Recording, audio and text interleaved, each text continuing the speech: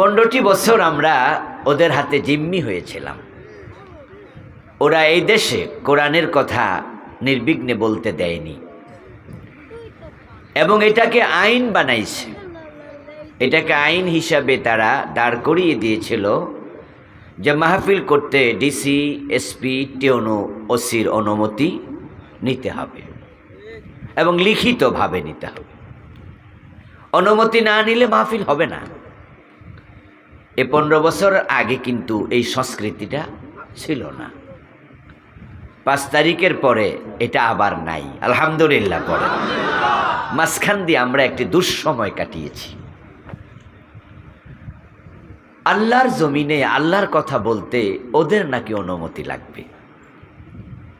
জমিনের মালিক কি ওরা না আল্লাহ? কোরআন কার কালাম? তো আল্লাহর জমিনে আল্লাহর কালাম বলবো, অনুমতি দেবে ওরা? এটা কি জুলুম নয়? এটা কি জবরদখল নয়?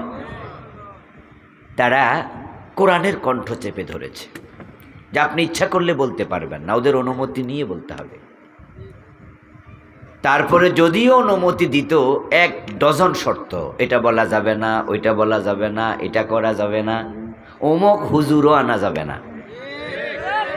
2014-তে ওনারা আয়োজন করেছিল, আপনাদেরকে বলল মাইকে, আমাকে আনতে দাওয়াত দিয়েছে, আনতে পারেনি।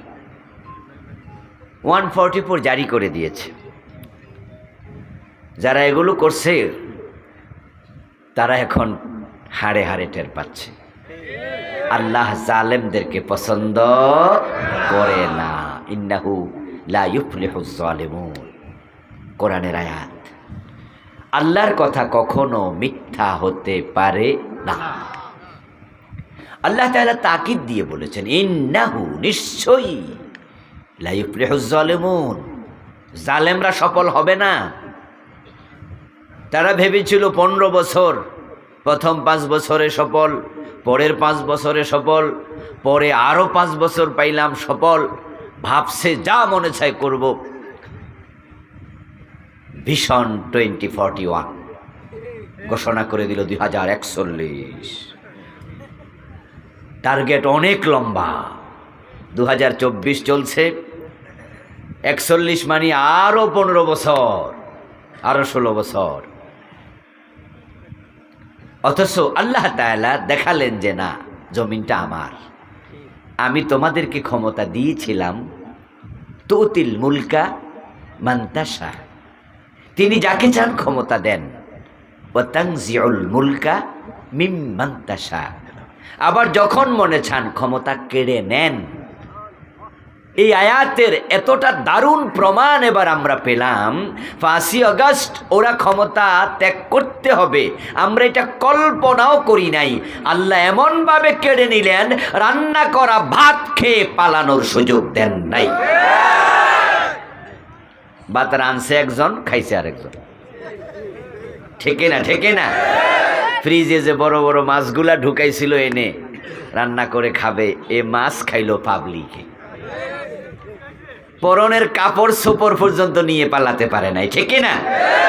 ফোলাফানে কাপড় ধরে ধরে আবার ভিডিও করছে, ছবি তুলছে, কে কি কাপড় পাইছে দেখাইছে।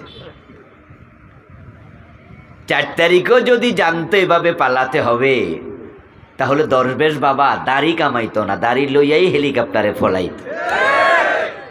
কিন্তু শেষ পর্যন্ত দাড়ি কামাইয়া পলাতে পারে নাই।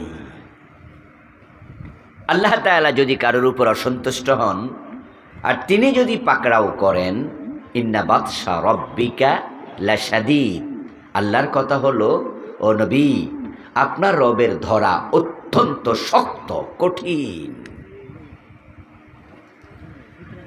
লা ইউযিকু ওয়াসাকাহু আহাদ, অন্য আয়াতে আল্লাহ বলেন তার মতো শক্ত করে ধরার ক্ষমতা পৃথিবীর কারো নাই। ফেরাউনকে আল্লাহ ক্ষমতা রেখে বেজ্জতি করলেন। ফেরাউন যখন পানিতে ডুবে মরে, তখন সে কি পদত্যাগ করেছিল না ক্ষমতায় ছিল? ফেরাউন যখন পানিতে ডুবে মরে, একা ছিল না সৈন্য সামন্ত সাথে ছিল? ফেরাউন যখন পানিতে ডুবে মরে ঘুমে ছিল না সজাগ ছিল? আল্লাহর ক্ষমতা দেখেন, সজাগ রেখে, সৈন্য সামন্ত সাথে রেখে, ক্ষমতায় রেখে ফেরাউনরে ডুবালো। সাহায্য করার মতো একজন মানুষও জোটে নাই। ঠিক এবারেও আমাদের সাবেক প্রধানমন্ত্রী দেশ থেকে পালালেন, তার সেনাবাহিনী তারে কয় তাড়াতাড়ি ফালান, ৪৫ মিনিটের বেশি সময় নেই। ওনার সুযোগ পায়া এই দেশে ওনার নেতারা কর্মীরা অনেকে লাখ লাখ কোটি কোটি টাকার মালিক হলো, কিন্তু ওনার পলানের দিন সাহায্যকারী একজন নাই। আল্লাহর ধরা বড় শক্ত। অগাস্ট বিপ্লব এটা এবার দুনিয়ার কোনো মানুষ করে নাই। এবারের এই পতন স্বৈরাচারের অন্যায় জুলুমের লাঞ্ছনা শাস্তি দিয়েছেন সরাসরি আকাশের মালিক আল্লাহ। এই বিপ্লব এবার বিএনপি বলতে পারবে না আমরা করছি, জামাত ইসলামী বলতে পারবে না আমরা করছি, নিজাম ইসলাম হেফাজত ইসলাম বলতে পারবে না যে ৫ই আগস্টের বিপ্লব আমরা করছি। আসলে এটা এবার দুনিয়ার কেউ করে নাই, এটা করেছেন কে? এবং যে ছাত্ররা আন্দোলন করছে এটা তারাও করে নাই, কারণ ছাত্রদের আন্দোলনের কর্মসূচির মাঝে সরকারের পদত্যাগ অথবা পলায়ন এটা ছিলই না। তাদের আন্দোলনটা শুরু হয়েছে কোটা সংস্কার, ঠিক না? ওরা কি সরকারের বিরুদ্ধে আন্দোলন করছিল না? ওরা শুরু করছে কোটা সংস্কার। এর মানে গামাসি উঠছিল, এটা যে এক পর্যায়ে ক্যান্সার হইয়া রুগী মরে যাবে এটা রুগী বুঝতেই পারেন। কি উঠছিল? গামাসি উঠছিল। পোলাপান বলছে যে কোটা সংস্কার। সরকার যদি বলতো ওকে ঠিক আছে আমরা এটা বিবেচনা করছি, তোমরা স্কুলে ফিরে যাও, তোমরা ক্লাসে ফিরে যাও, আমরা এটা দেখব, আন্দোলন এখানেই থেমে যেত। কিন্তু আল্লাহ তার মুখ দিয়ে এমন কথা বের করছে, আগুনে ঘি ঢাইলা দিছে। উনি বললেন কি, রাজাকারের নাতিফতিরে চাকরি দেব, লাগছে ফ্যাস। ঠিক না? ঠিক না? ফ্যাসটা উনি নিজে লাগাই দিছে। মানে আল্লাহ ওনার মুখ দিয়ে এমন কথা বাইর করছে যেটার কন্ট্রোল করার সুযোগ আর নাই। মুখের কথা ধনুকের তীর, বেরিয়ে গেল আর ফিরানো যায় না। তাই মানুষ বলে ভাবিয়া করিও কাজ, করিয়া ভাবিও না। আমার বন্ধু, যে আল্লাহ তাআলা আমাদেরকে আবার সুযোগ দিলেন ৫ই আগস্টের বিপ্লবের পরে নির্বিঘ্নে নিশ্চিন্তে কোরআনের কথা বলার সুযোগ দিলেন, নিশ্চিন্তে আমরা এখন কথা বলি আলহামদুলিল্লাহ। তামাম বাংলাদেশে কোরআনের মাহফিল হতে এখন কারো কাছে অনুমতির জন্য যেতে হয় না। যে আল্লাহ আমাদেরকে এত চমৎকার সুযোগ দিলেন, আমরা কোরআনওয়ালারা ইসলামওয়ালারা এখন বুক ফুলাইয়া চলি।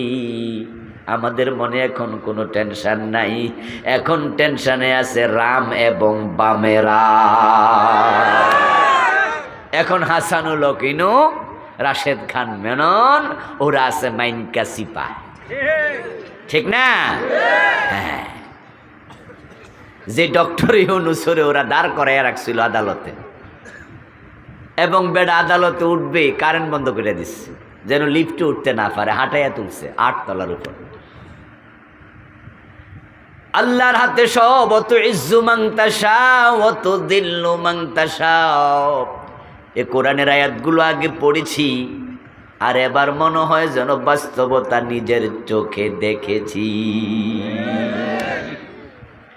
আল্লাহ যাকে চায় সম্মান দেয়, যাকে চায় অপমান করে। এই কোরআনের আয়াত দেখেন কিভাবে এবার মিলে গেল। আল্লাহর উপরে ঈমান কিন্তু আগের চেয়ে আমাদের একটু বাড়ছে, ঠিক না? আল্লাহ যে ঠিক আছে, আল্লাহ যে হক, আল্লাহর অস্তিত্ব ওয়াজিব। শয়তানে এসে মনের মাঝে আর সন্দেহ তৈরি করার সুযোগ আপাতত কিন্তু এবার আর নাই। শয়তান এসে আগে কনফিউশন তৈরি করতো, তোমারে কে বানাইছে? আল্লাহ। এটা কে বানাইছে? আল্লাহ। ওইটা কে বানাইছে? আল্লাহ। তো আল্লাহরে কে বানাইছে? শয়তান এসে মানুষের অন্তরে ওয়াসওয়াসা দেয়, প্রিয় নবীজি বলেছেন, শয়তান যখন এই জাতীয় ওয়াসওয়াসা দেবে তখন তুমি বলবে আউযু বিল্লাহি মিনাশ শাইতানির রাজিম, আমি আল্লাহর কাছে শয়তান থেকে আশ্রয় চাই। শয়তান কনফিউজ করে মানুষকে, আল্লাহই নাই, নাউজুবিল্লাহ পড়েন, কেন আল্লাহ টাল্লাহ নাই, এগুলো ঠিক না, হুজুররা কয় ঠিক না, এই কোরআন শরীফ এটা মোহাম্মদ বানাইছে, নাউজুবিল্লাহ পড়েন। এমন কথা বলার মতো লোক পৃথিবীতে আছে না নাই? এই যে তাসলিমা নাসরিন আমাদের দেশের মাইয়া, সেও কয় মোহাম্মদ নাকি কোরআন শরীফ বানাইছে। মুহাম্মাদুর রাসূলুল্লাহ সাল্লাল্লাহু আলাইহি ওয়াসাল্লাম উনি কোরআন বানান নাই, উনার উপরে কোরআন অবতীর্ণ করেছেন কে? আল্লাহ। ওয়া তুইজ্জু মান তাশা ওয়া তুযিল্লু মান তাশা, আল্লাহ যাকে চায় সম্মান দেয়, যাকে চায় অপমান করে, বেজ্জতি করে। কিভাবে আমরা দেখলাম যে ডক্টর ইউনূস 84-85 বছর বয়স্ক মানুষ, উনাকে তারা 8 তলায় তোলে, পায়ে হাঁটাইয়া, লিপ বন্ধ, দাঁড় করায় রাখছে আদালতে। আর আল্লাহ ওকে আসামির জায়গা থেকে দৈরে আইনা বাংলাদেশের 1 নম্বর চেয়ারে বসাই দিয়েছে। কি আশ্চর্য না? আচ্ছা, ডক্টর ইউনূস কোনোদিন কারো কাছে দরখাস্ত করছিল আমার প্রধান উপদেষ্টা বানাইও? বরং যে ফোলাপান বিপ্লব করলো ওরা কইরা সাইরা এবার ওনারা দাওয়াত দেয়, স্যার আপনি একটু আসেন, এই চেয়ারটাতে একটু বসেন, ঠিক না? কি আজীব। আর যিনি 15 বছর চেয়ার দখল করে রাখছে, ওরে কয় ফলা, তাড়াতাড়ি ভাত খাওয়ার টাইম নেই, ফলা শুধু। পালিয়ে গেলেন। ইন্ডিয়া যদি জায়গা না দিত তাহলে কই যে যাইতো আল্লাহ জানে। কারণ আমেরিকা কয় নো এন্ট্রেস, আমার দেশে আসা যাবে না। UK, London, no entrance. তামাম দুনিয়া নো এন্ট্রেস। গিয়েছিল ইন্ডিয়া থেকে দুবাইতে, ওরা বলে নো এন্ট্রেস। 14 ঘন্টা এয়ারপোর্টে বসায় রেখা ফিরে দিছে। যদি অবস্থা এমন হতো ইন্ডিয়া বলতো নো এন্ট্রেস, তাহলে আল্লামা সাইদির সেই কথা প্রতিফলিত হতো, পলানোর জন্য ইন্দুরের গর্ত খুঁজা পাবে না। তবে হ্যাঁ, কিছু গর্তই পাইতেছে না। এগুলো বিভিন্ন জায়গায় সুপার হয়েছে, কুইজে ফলাবে বুঝতে পারতেছে না। ইজ্জতের মালিক কে? বেজ্জতি করে কে? এজন্য আপনাদের জন্য, আমাদের জন্য এখানে শিক্ষা আছে। এ কথাগুলো বলছি যে কারণে, সে কারণ হলো আমরা কখনো জালেম হব না। আপনি জালেম হইেন না। আমাদের দেশের লোকেরা একটু পয়সাওয়ালা হলে, প্রতিবেশী গরিব হলে জুলুম করে। আরে জামাই যদি পয়সাওয়ালা পরিবারের হয়, বউ যদি গরিব পরিবারের হয়, বউ পর্যন্ত জুলুম করে পিটা, বউর গায়ে হাত তোলে। স্বামী জালেম হয়ে যায়, নেতা জালেম হয়ে যায়। আমাদের অভ্যাস খারাপ, আমরা আল্লাহর কথা ভুলে যাই। হাল চাষ করার জন্য যে হাতের লাঠিটা দিয়া গরু পিটে, মেজাজ খারাপ হইলে ওই লাঠি দিয়া বউ পিটে, এমন কিছু জালেম স্বামী আছে কিনা? ওই লাঠি দিয়া বউ পর্যন্ত পিটা। আচ্ছা, শ্বশুর বাড়ি যদি তার চেয়ে ধনী হয়, শালা একটা মাস্তান, তাহলে কি হেতের বোনের এরম ফিডাইব লাঠি দিয়া? মনে মনে ভাবে যদি ফিডাই তাহলে বিকালবেলা বাজারে গেলে আমারে ফিডাইব। কিন্তু গরিব পাইলে, নিচু পাইলে চাপটে ধরে। এই 15 বছর আমরা মাজলুম ছিলাম। 5 মে শাপলা সতরে আলেমদের বুকে রক্ত জমিনকে লাল করে দিয়েছে। পরের দিন, 2-3 দিন পরে কি বললো এক নেতা? এক রাতে সাফ করে দিছে। আহারে অহংকার! ও দোস্ত, জালেমদের পরিণতির দিকে তাকায়া শুধু মুস্কি হাসলে হবে না, বরং নিজের জন্য প্রস্তুতি নাও। যদি তুমি জালেম হও, একই পরিণতি তোমাকেও ভোগ করতে হবে। আল্লাহর বিচার সবার জন্য সমান। তাই গরিবের সাথে কখনো জুলমের আচরণ করবেন না। যে আল্লাহ তাআলা আমাদেরকে চমৎকার শিক্ষণীয় পরিবেশ দিলেন, মাহফিল করার সুযোগ দিলেন, সুস্থতা দিলেন, আজকের এই আয়োজনে সম্পৃক্ত হওয়ার তৌফিক দিলেন। আসুন সবাই মিলে শুরুতে আমরা সে আল্লাহকে কৃতজ্ঞতা জানাই, শুকরিয়া জানাই। জোরে জোরে একবার কালিমাতুশ শুকর পড়ি, আলহামদুলিল্লাহ। প্রিয় ভাইয়েরা, আমি আপনাদের সম্মুখে পবিত্র কোরআন মাজিদ থেকে সূরা আল বাকারার 208 নম্বর আয়াতে কারিমা তিলাওয়াত করেছি। প্রিয় নবীজি সাল্লাল্লাহু আলাইহি ওয়াসাল্লামের পবিত্র মুখ অনুসৃত একখানা ছোট্ট হাদিসে নববী পাঠ করেছি। আল্লাহ তাআলা তৌফিক দান করলে এখান থেকে কিছু কথা বলবো ইনশাআল্লাহ। কোন বাদ দিকে জায়গা আছে? আচ্ছা, আসক লোকজন খুঁজে এসা জায়গা খুঁজে নেবেনি, আমার আর ডিস্টার্ব করেন না, আলোচনার গতি নষ্ট হয়ে যায়। আপনারা যারা ওদিকে দাঁড়িয়ে আছেন এদিকে আসলে নাকি একটু সুবিধা বেশি হবে। জি না, বসার কি বিছনা দিচ্ছেন নাকি এখানে? ও মাশাআল্লাহ, ভাইরা কিছু বিছনা নাকি এদিকে দিচ্ছে, তো আপনারা পারলে এগুলো আরও খুলে দেন। এই সাইডটা খুলে দিলে লোকজন আরও কাছাকাছি এসে দাঁড়াতে পারবে। যেহেতু জায়গাটা ছোট, যতটা পারেন ওনাদের সুযোগ দেন। এই আমাদের বাম পাশের এই ইয়েটা খুলে দেন।